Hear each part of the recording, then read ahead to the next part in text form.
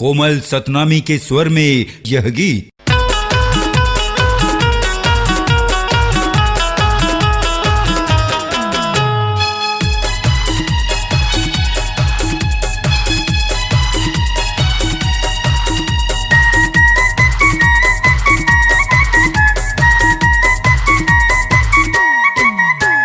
नजरे नजर झुलते बाबा तोरे चेहरा, आखी आखी में झुलते बाबा तोरे चेहरा।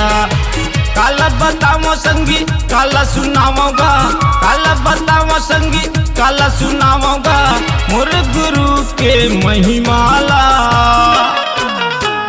नजरे नजर झुलते बाबा तोरे चेहरा, आखी आखी में झुलते गुरु तोरे चेहरा।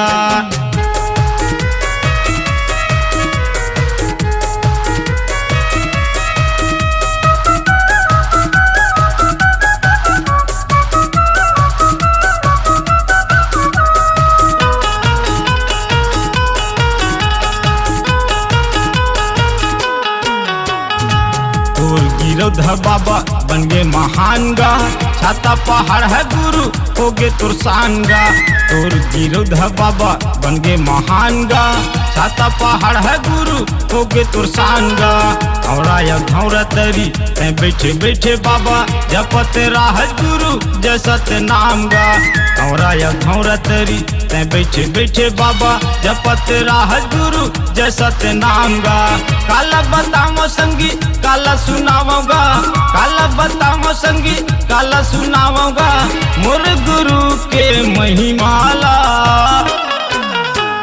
नजरे नजर झुलते बाबा तोरे चेहरा, आखी आखी में झुलते गुरु तोरे चेहरा।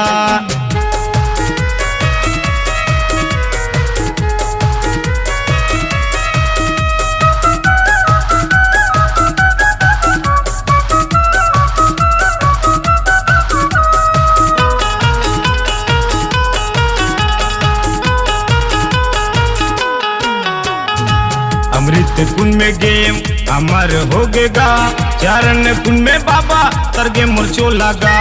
अमृत कुंड में गेम अमर हो गेगा, चरण कुंड में बाबा तरगे मुरचो लगा।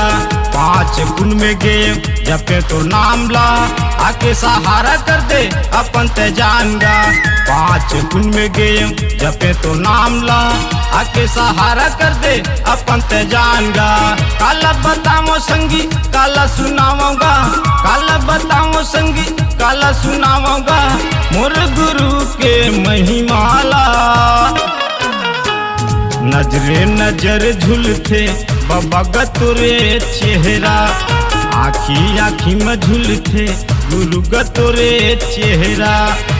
काला बताओ संगी काला सुनावोगा, काला बताओ संगी काला सुनावोगा, मोर गुरु के महिमाला।